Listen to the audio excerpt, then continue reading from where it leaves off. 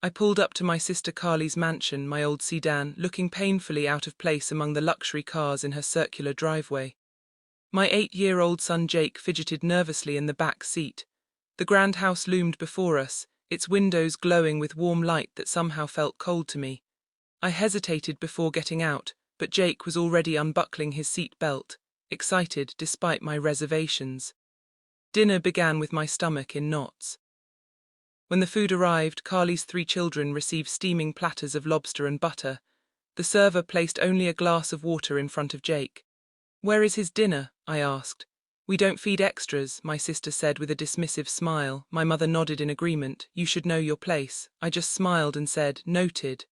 The drive home from Carly's house was quiet. Jake had fallen asleep in the back seat, exhausted and hungry. I had managed to sneak him half my dinner roll when no one was looking, but it wasn't enough for a growing boy. Street lights illuminated his face in rhythmic flashes as we drove, and I could still see the confusion and hurt in his expression from earlier. "Mom, why doesn't Aunt Carly like us?" he had whispered as we were leaving. I didn't have a simple answer. How do you explain decades of family dynamics to an 8-year-old? At 32, I was 4 years younger than Carly, but the gap between our lives might as well have been a century. After my divorce 3 years ago, when Jake was just 5, I had been scrambling to keep our heads above water. His father, Daniel, had simply disappeared one day, leaving nothing but a note saying he wasn't cut out for family life, and a mountain of debt I hadn't known existed. I worked as an office assistant at a small marketing firm during the day, and took freelance writing gigs at night after Jake went to bed. Sometimes I would look at the clock to find it was 2:00 in the morning and I'd been editing corporate blogs for hours, the words blurring together on my screen. Carly, on the other hand, had married Alan Green to a commercial real estate fortune right after college. She had never held a real job, but called herself the chief creative officer of her husband's company, though as far as I could tell, she mainly attended charity lunches and posted about them on social media. Our parents had always favored Carly. She was the pretty one, the charming one, the one who made them look good at country club gatherings. I was the quiet one who preferred books to parties, who questioned things rather than smiling politely. I remembered my 10th birthday when my parents had promised me a special celebration. I had been looking forward to it for weeks, had even made a careful list of the 4 friends I wanted to invite.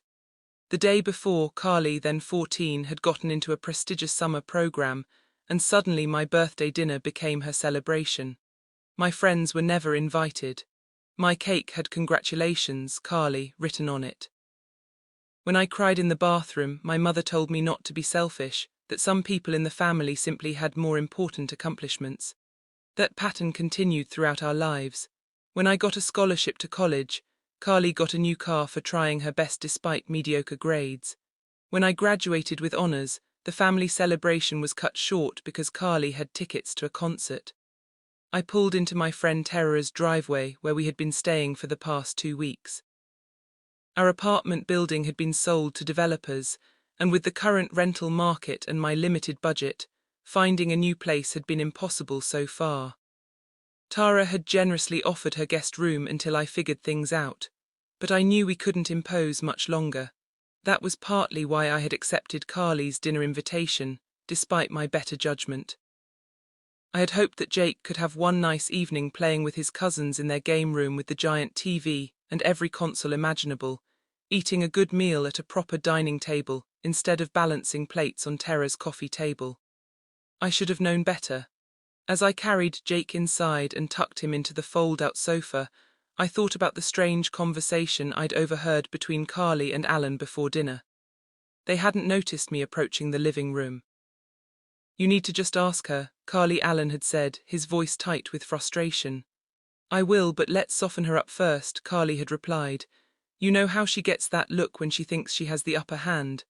By the end of the night, she'll be grateful for any crumbs we throw her way." At the time, I had assumed they were talking about offering me money. Carly occasionally made a show of her generosity, giving me her old designer clothes or offering to loan me money that we both knew was a gift with strings attached. I always refused. Now, as I changed into pajamas in Tara's bathroom, my phone buzzed with a text from Carly. "Need to talk business." Lunch tomorrow, my treat of course, and suddenly it clicked. Carly didn't want to give me money, she wanted something from me, and that realization changed everything. The memory of that dinner kept playing in my mind as I tried to fall asleep. The look on Jake's face when the server placed elaborate lobster platters in front of his cousins Madison, Tyler and Emma, while he received nothing but water would haunt me for a long time. "Isn't Jake having dinner?" I had asked, keeping my voice level despite the humiliation burning in my chest. Carly had exchanged a look with our mother, who was visiting from Arizona for the week. "We didn't know you were bringing him," Carly said, though I had specifically mentioned it when she invited me. "I told you I was bringing Jake," I said. "You said it would be nice for the cousins to play together." "Did I?" Carly tilted her head. "I must have forgotten. We only planned for the regular family members. You know how the chef gets when we change the head count last minute." "The regular family members," I repeated slowly. That's when Carly had slid the water glass toward Jake with a dismissive flick of her manicured hand and delivered those cutting words, "We don't feed extras." Jake had looked down at his empty place, setting his small shoulders hunching forward. "You should know your place, Melaine," my mother had added, sipping her wine, as if she hadn't just endorsed treating her grandson like an unwelcome intruder. I had simply smiled and said noted, while under the table my fingernails dug into my palms so hard they left marks. The dinner only got worse from there. Carly's husband, Alan, kept giving me apologetic glances, but said nothing to contradict his wife. He was a tall, distinguished-looking man with salt and pepper hair, who had always been polite to me if somewhat distant. Tonight he seemed particularly uncomfortable, continuously checking his phone, as if hoping for an emergency that would excuse him from the table. My mother spent the meal praising Carly's children for every minor accomplishment, while peppering me with questions designed to highlight my struggles. Madison is first chair violin. Now she beamed at my 11-year-old niece who was picking listlessly at her lobster. "And Melaine, are you still at that tiny marketing company, the one with the funny name?" "Apex Marketing isn't tiny," I replied. "We have clients across the country." "Of course, dear," my mother said in a tone that made it clear she didn't believe me. "And how is that little apartment of yours? Have you managed to fix the leaky faucet yet?" I didn't bother telling her we didn't even have that apartment anymore. Throughout the meal, Jake sat quietly beside me, occasionally whispering when he thought no one could hear. "It's okay, Mom, I'm not even hungry." But I could hear his stomach growling, and I discreetly passed him bites from my plate when I could. Tyler, Carly's 9-year-old son, kept showing off his new video game system to Jake, describing in detail all the games he had, but never offering to share or play together. Emma, the youngest at 6, occasionally gave Jake curious glances, but followed her older sibling's lead in ignoring him. When the chef arrived with dessert, he wheeled in a cart with 4 elaborate chocolate sousse, one for each of members. There was also a small plate with petit fours that Carly pushed toward our mother and me to share. "Nothing for the boy?" the chef asked, looking at Jake. Before I could speak, Carly cut in. "No, he's fine, they're leaving soon anyway." The chef, an older man with kind eyes, frowned slightly but nodded and left. "Excuse me," I said, standing up. "I need to use the restroom." Once alone in Carly's cavernous marble bathroom, I leaned against the sink, taking deep breaths to keep the tears at bay. I wouldn't give them the satisfaction of seeing me upset. Jake deserved better than a mother who couldn't stand up for him. As I was about to leave, I heard voices in the hallway outside. Carly and my mother had stepped away from the table as well. "Do you think she'll do it?" my mother was asking. "Of course she will," Carly replied with a laugh. "You saw how desperate she looked. Besides, $500 is generous for someone in her position. What exactly do you need her to write again?" "The presentation for the Westfield account." Carly said. "Alan says it's crucial we land this one, and everyone knows Melaine has a way with words. I'll have her do all the work, make a few tweaks so it sounds like me and no one will know the difference." "Clever," my mother said approvingly. "And it gives you a chance to help her out financially without it seeming like charity. You've always been so thoughtful." I stood frozen, my hand on the doorknob, so that was Carly's game. She needed my writing skills, but would frame it as doing me a favor. $500 for what would probably be 40 hours of work when freelance writers with my experience charged at least $75 an hour, and the Westfield account. I felt a chill run through me. Westfield Communications was one of the largest media companies in the region, and I happened to know my own company Apex Marketing was pitching for their business too. My boss Sarah had mentioned it just last week, saying landing Westfield could mean expansion, new hires and promotions for the current team. If Carly's company won the account instead, it could mean the opposite for Apex. In a small firm like ours, losing a potential major client could mean downsizing. My job could be at risk.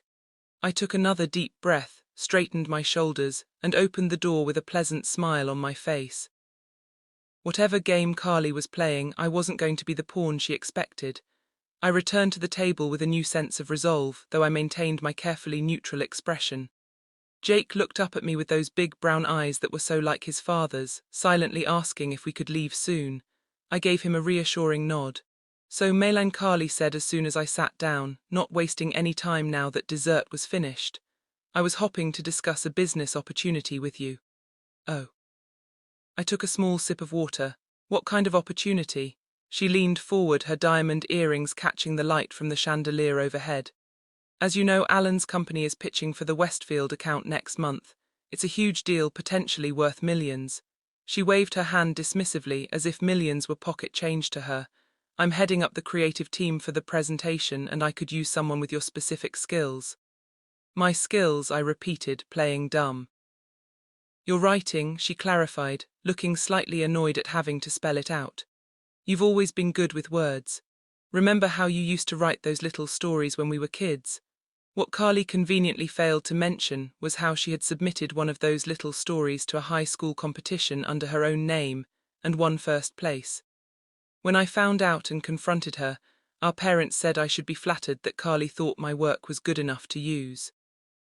I remember I said evenly, well, I was thinking you could help draft the presentation materials. Nothing fancy, just putting together the basic content that my team would then polish up. We could pay you, of course. She named a figure that was exactly what I'd overheard in the hallway. $500 for what would undoubtedly be a massive amount of work. That's an interesting offer, I said carefully. What's the timeline? We'd need everything in 2 weeks. Alan spoke up for the first time since the meal began. The pitch meeting is on the 15th, 2 weeks. That was exactly when Apex would be presenting as well. This couldn't be coincidence. Does Apex Marketing know you're poaching their employee for competitive work? I asked bluntly. The table went silent. Alan had the decency to look uncomfortable, but Carly's expression hardened.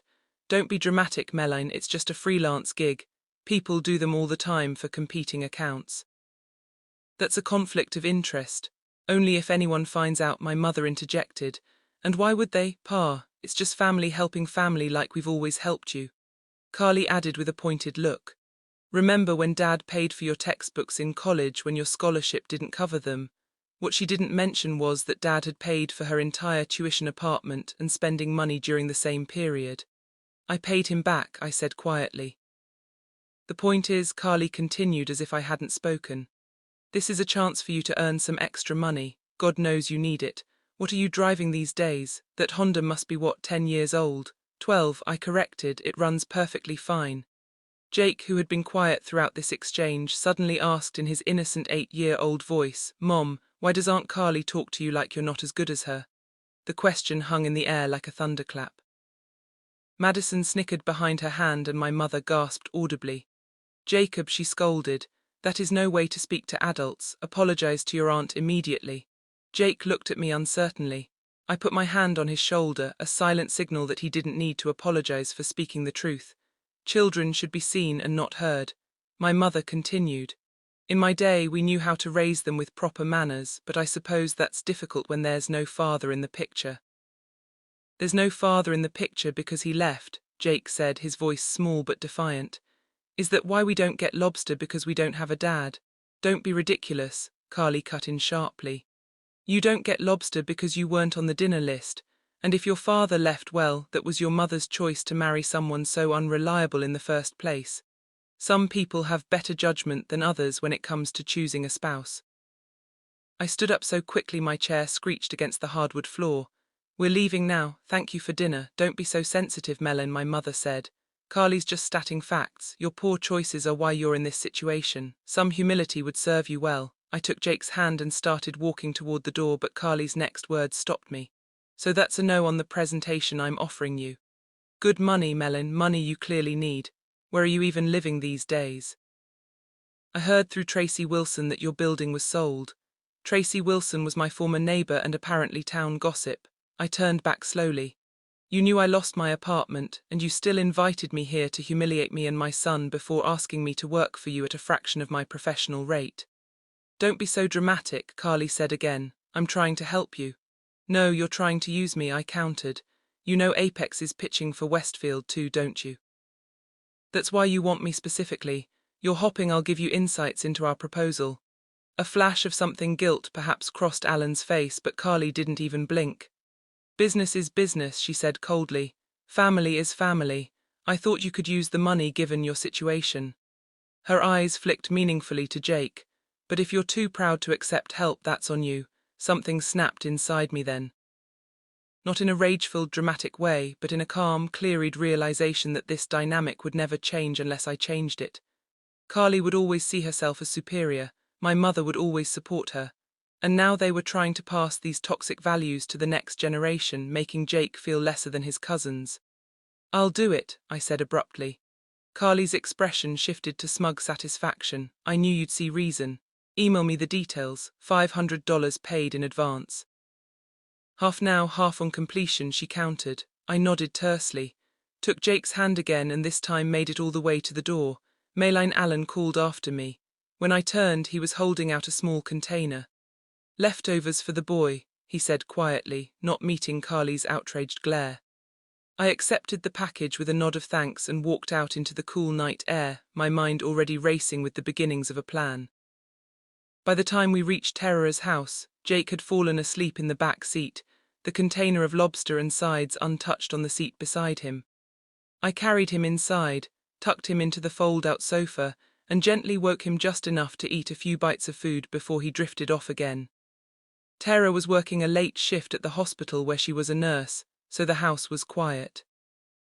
I sat at her kitchen table with my laptop open, staring at a blank document, my thoughts swirling with anger and determination. The next morning, Jake was unusually quiet as he ate his cereal before school. Are you okay, buddy? I asked, sitting down across from him with my coffee. He stirred his spoon thoughtfully. Why doesn't Grandma like us as much as she likes Madison and Tyler and Emma? The question broke my heart. It's not about you, Jake. It's never been about you. Some adults just have favorites, which isn't fair or right, but it doesn't mean there's anything wrong with you.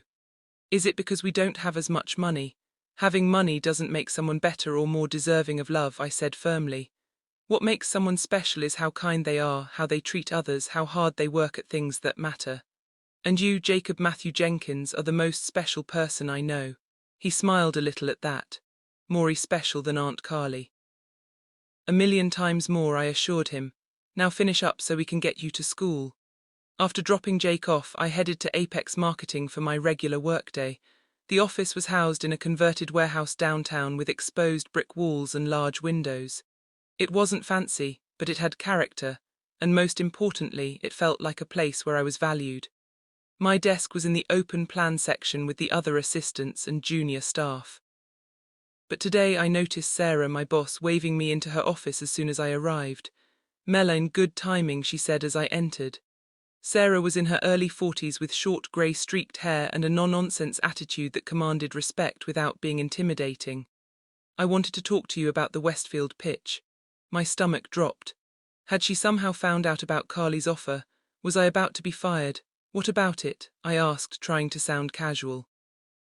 I've been reading your copy for the Blackwell campaign and it's exceptional, she said, gesturing to some printouts on her desk. You have a real talent for capturing exactly what a client needs to hear. Have you ever considered moving beyond the assistant role? I blinked in surprise. I've thought about it, but I assumed I'd need more experience or another degree. Experience comes from doing the work, Sarah said simply. And you've been doing it exceptionally well. I'd like you to join the team working on the Westfield pitch. It could be a testing ground for a potential promotion to junior copywriter. A promotion would mean a significant salary increase, enough that finding an apartment for Jake and me would become much more feasible, but it would also put me in an even more direct conflict of interest with Carly's request. I'd love to be involved, I said carefully. But I should mention that my brother-in-law's company is also pitching for the Westfield account. Sarah raised an eyebrow. Green properties, I nodded. Well, that's interesting timing, she mused, but not uncommon in our industry. Can you maintain confidentiality about our pitch? Absolutely, I assured her.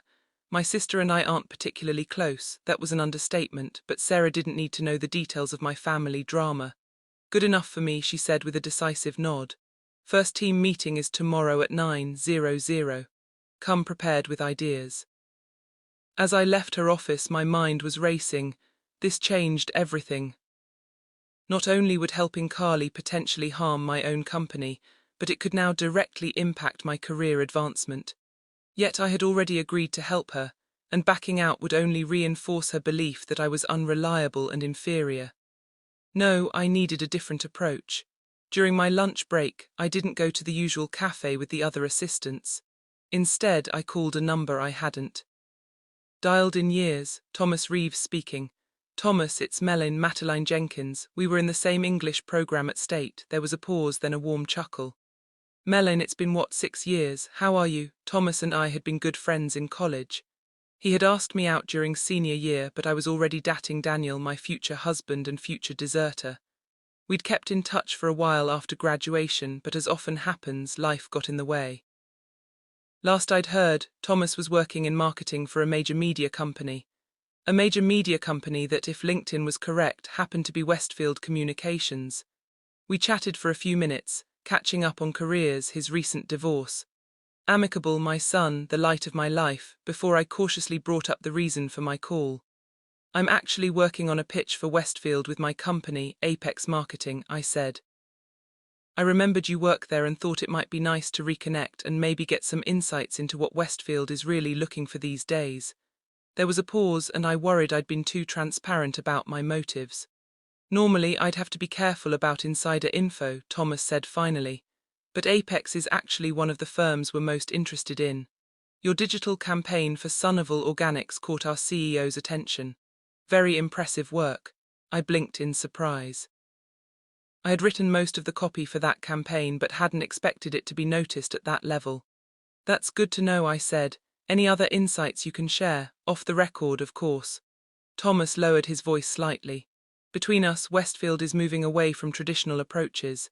They're looking for something innovative, digital first, with a strong community engagement angle. Most agencies will come in with the usual TV and print-focused strategies, but that's not where our future lies.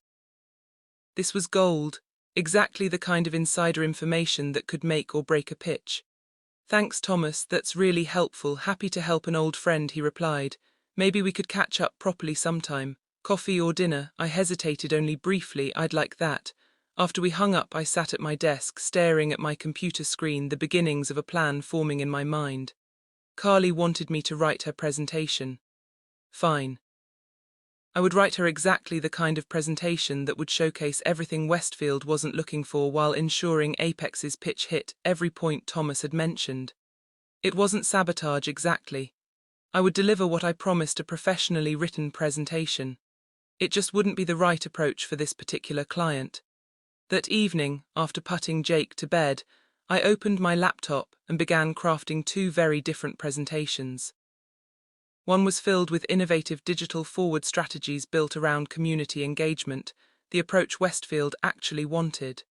The other was a beautifully written but fundamentally misaligned pitch focusing on traditional media and corporate messaging, perfect for leading Carly's team astray.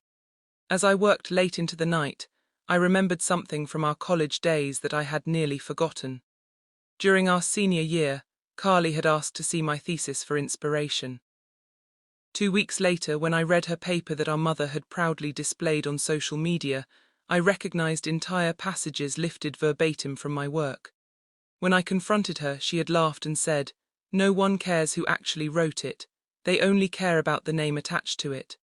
She had been taking credit for my work for years.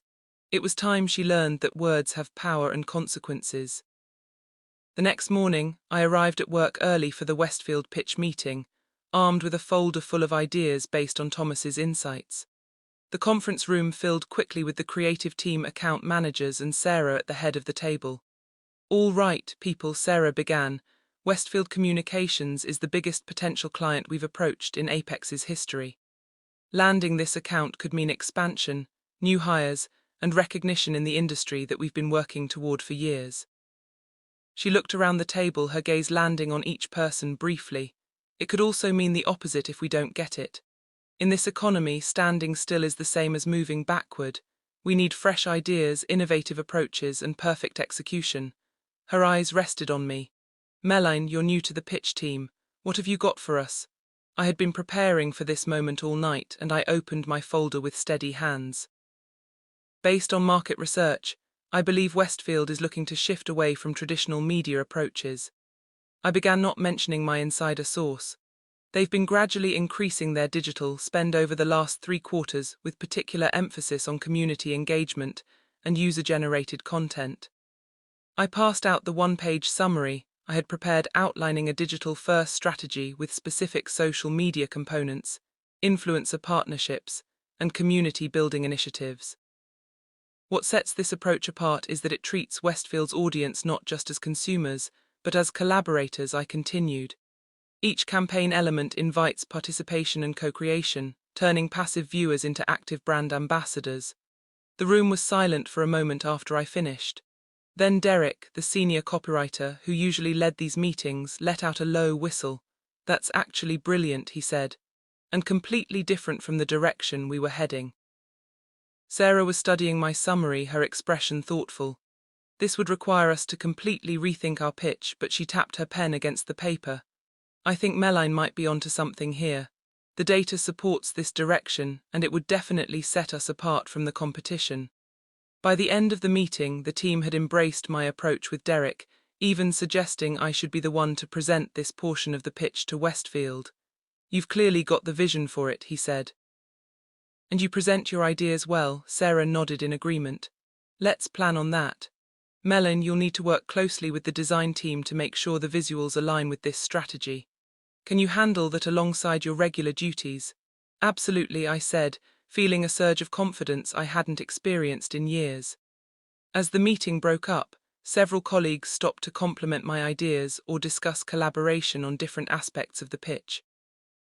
For the first time since I'd started at Apex, I felt truly seen for my abilities rather than just as the efficient assistant who kept things running smoothly. That afternoon, I received the advanced payment from Carly and a folder of materials about Green Properties' current clients and strategies. I also got a text from Thomas suggesting dinner that Friday. Things were falling into place, but then life threw one of its inevitable curveballs. When I picked Jake up from school, his teacher pulled me aside. "Jake has a fever," she said quietly. "The nurse checked and it's 101. School policy says he needs to stay home until he's fevery for 24 hours. Jake looked miserable, his normally bright eyes dull and his cheeks flushed. I felt his forehead and frowned at the heat radiating from his skin. "I'll take him home right away," I assured the teacher. This complicated everything. I had meetings scheduled for the next day that I couldn't miss, deadlines for both the legitimate Apex pitch and the Deku version for Carly, and now a sick child who would need care. I called Tara from the car, explaining the situation. "I can cover the morning while you go to your meetings," she offered immediately. "My shift doesn't start until 3. "You're a lifesaver," I said gratefully. "I don't know how I'll ever repay you for everything you've done for us." "That's what friends are for," she replied simply. "Besides, Jake's a great kid, no trouble at all." When we arrived at Tara's house, I settled Jake on the sofa with blankets, children's Tylenol, and his favorite cartoons.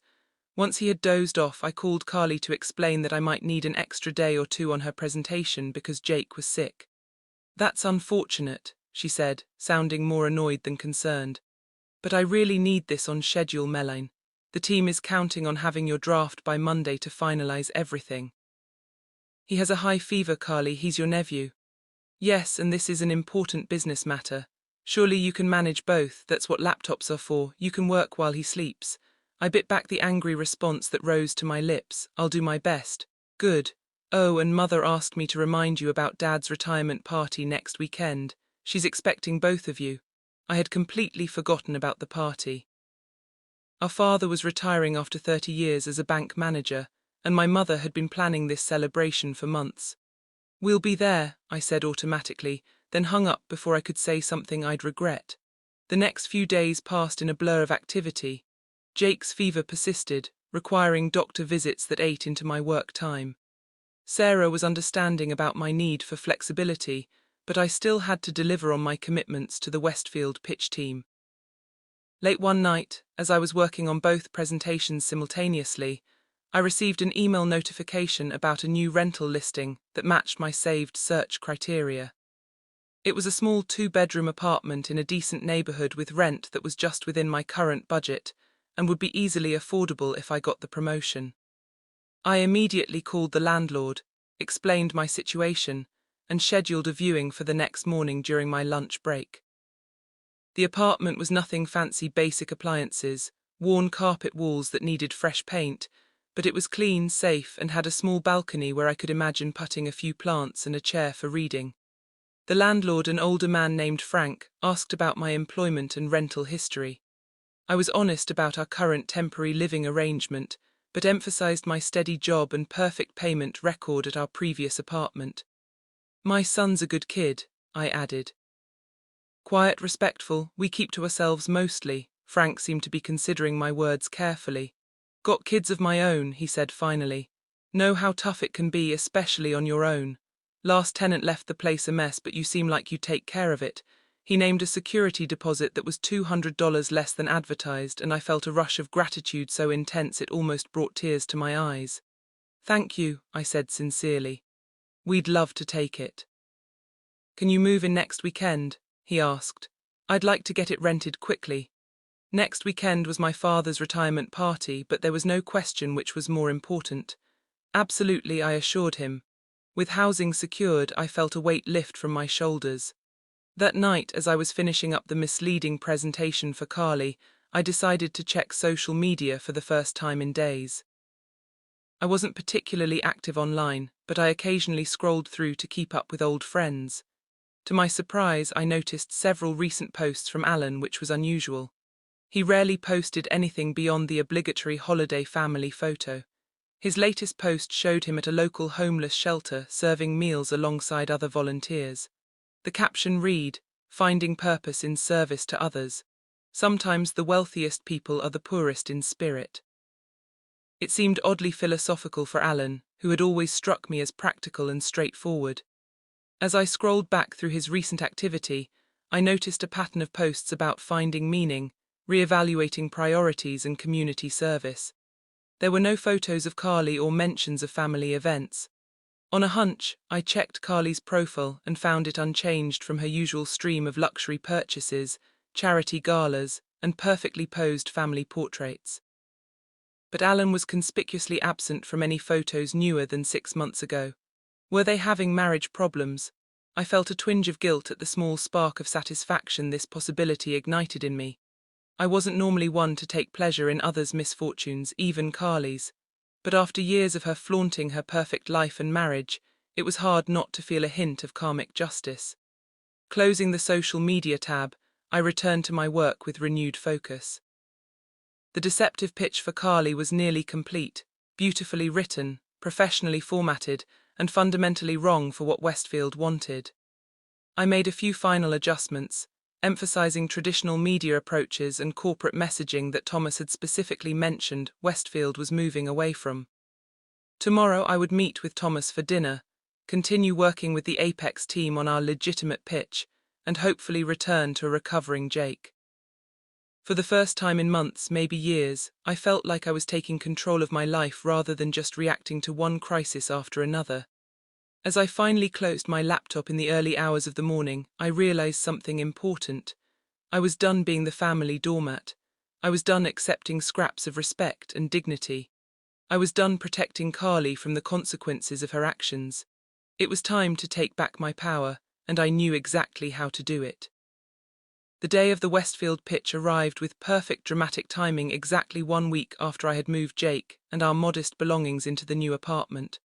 The place still smelled of fresh paint from the quick makeover Frank had helped me complete, and boxes remained stacked in corners, but it was ours.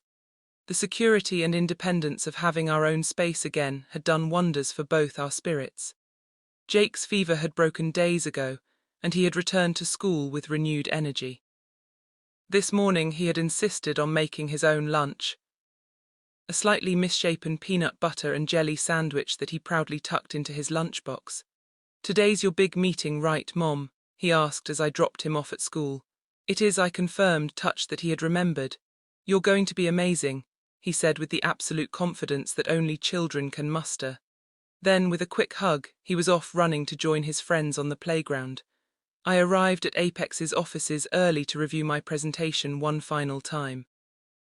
The conference room where we would practice before heading to Westfield's headquarters was already buzzing with activity. The design team making last-minute adjustments to slides, account managers rehearsing key talking points, Sarah overseeing it all with calm efficiency. "Melaine," she called when she saw me, perfect timing. "We just got some intel that Green Properties will be presenting right before us." My stomach tightened. "Today," Sarah nodded. "Apparently they moved their slot earlier. It's unusual but not unheard of. The good news is your approach is so different from anything they're likely to present that will stand out even more by comparison." If only she knew how right she was. I had delivered Carly's presentation 3 days ago, and she had been delighted with it, calling it exactly what Westfield needs. The thought of her confidently presenting those misaligned strategies to Westfield's executive team made me nervous but determined. We spent the morning polishing our pitch with Sarah, making only minor adjustments to my section. By the time we loaded into the company van to drive to Westfield's downtown offices, I felt as prepared as I could be, though butterflies still fluttered persistently in my stomach. Westfield's headquarters occupied the top 10 floors of a gleaming glass tower. The receptionist directed us to a conference room on the 38th floor where we were told to wait until the previous presentation concluded. As we settled in, I received a text from Thomas. "Green Properties wrapping up now. CEO not impressed. Good luck." I smiled slightly, then schooled my expression back to professional neutrality as Sarah glanced my way. 20 minutes later, the door opened and a woman with a clipboard appeared. "Apex Marketing. They're ready for you now." We gathered our materials and followed her down a hallway to a large conference room with floor-to-ceiling windows overlooking the city. Around a massive table sat Westfield's executive team, including Thomas, who gave me a subtle nod of encouragement. At the far end of the room, to my shock, stood Carly and Alan, apparently delayed in their exit. Carly's face registered stunned disbelief when she saw me, followed quickly by anger. Alan looked between us with a puzzled expression that shifted to understanding as he took in my Apex Marketing folder and professional demeanor. "Sorry for the overlap," the Westfield CEO, a formidable woman named Patricia Winters, said. "Green Properties' presentation ran longer than expected." "They were just leaving." Carly stepped forward. "Actually, I'd like to stay and observe if that's permitted. As the creative lead for Green Properties, I'm always interested in different perspectives." Patricia raised an eyebrow but nodded. "If Apex has no objections." Sarah looked at me questioningly. I gave her a slight smile. "No objections at all." Carly and Alan took seats at the back of the room as our team arranged our materials and connected to the projector. Sarah delivered a powerful introduction about Apex's history and successes, then seamlessly transitioned to me for the strategy overview. I stepped to the front of the room, acutely aware of Carly's glare burning into me from behind. For a brief moment I flashed back to childhood competitions where she would intimidate me before my turn, ensuring I would stumble and fail. Not this time. Westfield Communications stands at a pivotal moment, I began confidently. Your audience doesn't just consume media anymore, they create it, share it, live within it. Our strategy builds on this fundamental shift. I outlined the digital-first community approach that directly contradicted everything in the presentation I'd written for Carly. With each slide, each point that aligned perfectly with what Thomas had told me Westfield wanted, I could feel Carly's fury intensifying. The executives were engaged, asking thoughtful questions that I answered with ease, building on the research I'd done. When I finished my section and handed off to Derek for the budget breakdown, Patricia was nodding appreciatively. The rest of our presentation went smoothly, and when we concluded, the room filled with genuine applause, not the polite, obligatory kind, but the enthusiastic response to ideas that had resonated. "Very impressive," Patricia said. particularly the community engagement strategy. It's as if you read our minds about the direction we want to take. Carly stood abruptly. I have a question, she said, her voice tight with barely controlled rage. Isn't there a conflict of interest when one of your presenters has intimate knowledge of a competing pitch? The room went silent. What are you suggesting? Patricia asked. I'm suggesting that Maylene Jenkins sabotaged Green Properties' presentation by providing us with a deliberately misaligned strategy while saving the approaches Westfield actually wants for her own company. Carly's face was flushed with anger. She's my sister and she agreed to help write our presentation while apparently working on Apex's pitch as well.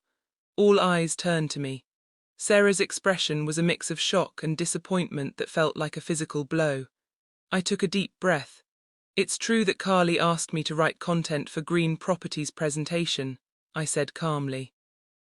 She offered me $500 to do work that would normally cost thousands, framing it as charity for her struggling sister while serving her own needs. I turned to face Carly directly. What I delivered was professionally written, clear, and compelling, exactly what she asked for. At no point did I claim to be providing exclusive content or competitive insights. Carly assumed that because I've spent a lifetime accepting her scraps, I would continue to do so at the expense of my own career and company. Alan stepped forward, placing a restraining hand on Carly's arm as she opened her mouth to retort. That's enough, Carly, he said firmly. You're making a scene, she hissed. She deliberately sabotaged our pitch. No, she delivered exactly what you asked for content. You never specified what that content should include. Alan countered, then addressed the room. I apologize for this unprofessional display. My wife is understandably upset that our presentation didn't resonate as hoped. Patricia Winters stood commanding the room's attention. I think we've heard enough. Mr. and Mrs. Green, thank you for your time today. The Apex team has given us much to consider. We'll be in touch with our decision by the end of the week. As everyone began gathering their materials, Alan approached me while Carly stormed out of the room. You played this perfectly, he said quietly. I've been gathering evidence of Carly's business improprieties for months, taking credit for others' work, cutting ethical corners, misrepresenting her role in projects. Today was the final piece I needed. I stared at him in shock. You're building a case against your own wife, my soon-to-be ex-wife, he clarified. The divorce papers are being filed tomorrow. Her treatment of you and Jake was the last straw, but it's been coming for a long time. Before I could respond, Sarah appeared at my side. Maylene, we need to talk about what just happened, she said, her expression unreadable. I nodded, my brief moment of triumph giving way to anxiety. Had I just destroyed my career while trying to stand up for myself? As we left the conference room, Thomas caught my eye from across the hallway and gave me a thumbs up. Whatever happened next, at least I had finally stopped being the doormat Carly had always treated me as, and that in itself was a victory worth celebrating.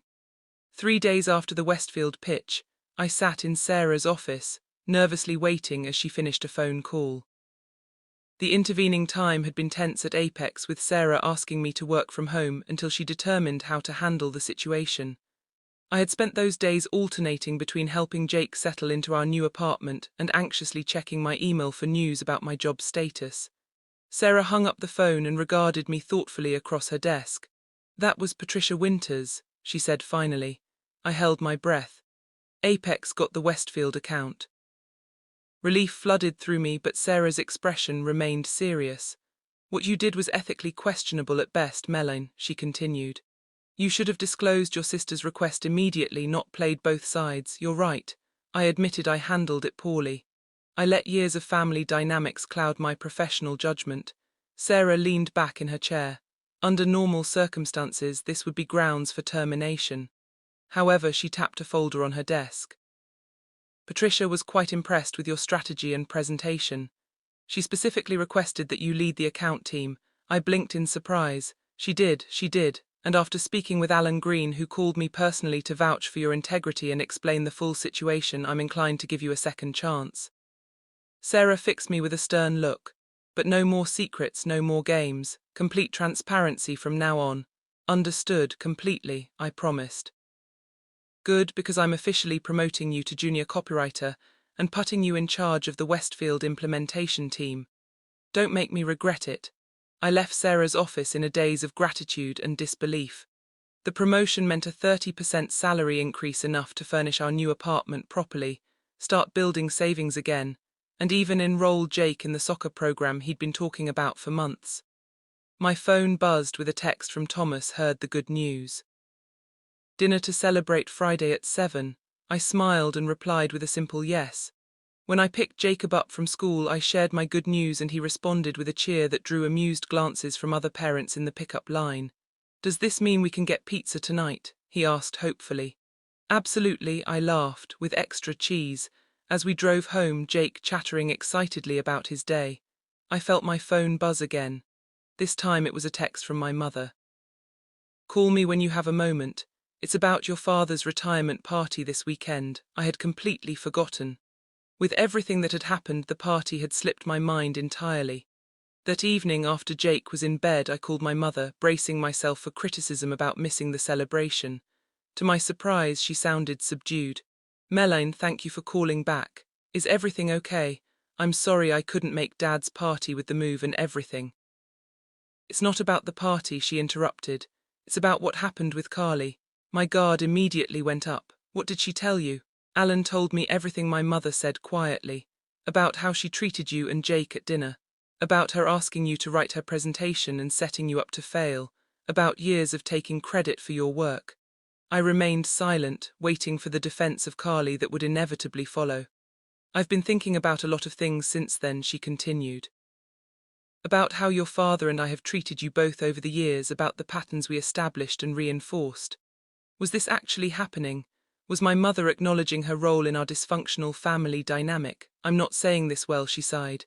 "What I'm trying to say is, I'm sorry, Melaine. I've been unfair to you for a very long time, and I've allowed Carly's behavior toward you to continue unchecked. That stops now." My eyes filled with tears. "Mom, no, please let me finish. I'd like to come see your new apartment. I'd like to spend some time with Jake. I'd like to try to be a better mother and grandmother than I have been, if you'll let me." I wiped away tears, too overwhelmed to speak for a moment. I'd like that I managed finally. 2 weeks later, our apartment had transformed from a box-filled space to a real home. Jake's room was painted his favorite shade of blue with shelves for his books and toys. The living room had a comfortable sofa, a housewarming gift from my parents, and a small dining table where Jake and I ate meals together. My mother had visited twice, bringing homemade meals and, more importantly, giving Jake her full, undivided attention. Their relationship was tentative but warming. My father had come once, awkwardly but sincerely attempting to connect with his grandson by bringing a model airplane kit for them to build together. Carly, unsurprisingly, had not spoken to me since the Westfield presentation. Through family grapevine and local business news, I learned that she and Alan were divorcing and that she had been removed from any official role at Green Properties after an internal investigation revealed numerous instances of misconduct. As for Alan, he had become an unexpected ally. When evidence of Carly's business improprieties became public, affecting Green Properties' reputation, he had made a point of publicly acknowledging Apex's excellent work on the Westfield campaign, effectively endorsing our company rather than attempting to undermine us out of spite. Thomas and I had been on several dates, taking things slow, but enjoying rediscovering our connection. He was patient, kind, and genuinely interested in getting to know Jake, who had decided Thomas was pretty cool after discovering they shared a love of astronomy. One Saturday evening in early summer, I hosted a small dinner party at our apartment. Thomas was there along with Tara and her boyfriend and Sarah and her husband. The conversation flowed easily with laughter, filling our modest living room as Jake proudly showed everyone his new soccer trophy. As I brought dessert to the table, a simple homemade apple pie, the doorbell rang unexpectedly. When I opened the door, Carly stood there looking thinner and less polished than I had ever seen her. "Can I come in?" she asked, her voice lacking its usual confident edge. I hesitated, then stepped aside to let her enter. The room fell silent as she walked in, all eyes turning toward us. "I won't stay long," Carly said, clearly uncomfortable with the audience. "I just wanted to give you this." She handed me an envelope. Inside was a check for $10,000 and a brief note that read simply, "For all the words I've taken." See, I don't need your money, Carly, I said, offering it back to her. It's not charity, she replied, not taking the envelope. It's restitution for college papers and work presentations and all the other things I took credit for over the years. It's what I should have paid you if I'd been honest about using your work. I studied her face, searching for the manipulation or hidden agenda I was accustomed to finding there. Instead, I saw only exhaustion and something that might have been regret. Would you like some pie? I asked finally. She looked startled by the offer. Yes, thank you. I went to the kitchen for another plate while Carly stood awkwardly in the living room. When I returned, Jake had approached her. Are you still mad at us? He asked with the direct honesty of children. Carly looked at him, then at me, something softening in her expression. No, Jake, I'm not mad at you. I'm sorry about how I acted before. We have water and food here, he informed her seriously. Mom says we always feed guests in our house, even extras. Later, as people were leaving, Carly pulled me aside. You've built a good life here, she said quietly. It's not what I would have chosen, but it suits you. Coming from Carly, this was as close to a compliment as I was likely to get. Thanks for coming, I replied. And for the check, Jake's college fund could use a boost. She nodded, then added hesitantly. Maybe I could see him sometimes, get to know my nephew properly. Well, see, I said, not committing but not refusing outright. One step at a time. After everyone had gone, I sat on our small balcony with a cup of tea, looking at the stars emerging in the darkening sky. Jake joined me, wrapping himself in the throw blanket I kept out there for cool evenings. Mom, are you and Aunt Carly friends now? He asked, leaning against my side. Not friends exactly, I said thoughtfully, but maybe not enemies anymore either. Families are complicated, buddy, like how Grandma was mean before, but she's nice now. People can change, I agreed, but they have to want to and they have to work at it. And even then, sometimes the best thing is to love them from a distance while protecting yourself. Jake considered this for a moment. I think I understand, it's like in soccer, sometimes you have to back up to see the whole field better. I smiled and kissed the top of his head. That's exactly right, you're a pretty smart kid. You know that, I know, he grinned, I get it from you. In that moment, looking at my son's happy face, in our modest but comfortable home, surrounded by people who genuinely cared about us, I felt a sense of contentment I hadn't experienced in years.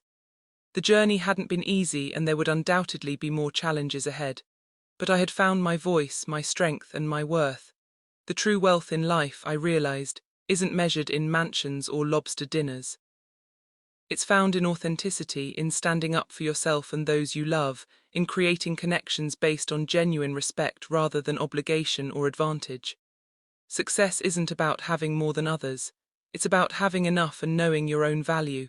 So what about you? Have you ever had to stand up to family members who treated you unfairly? How did you handle it? I'd love to hear your stories in the comments below. And if this story resonated with you, please like, subscribe, and share it with others who might need a reminder of their own worth. Thank you for listening, and I hope wherever you are, you know that you deserve a seat at the table. Never settle for just a glass of water when you're worthy of the whole feast.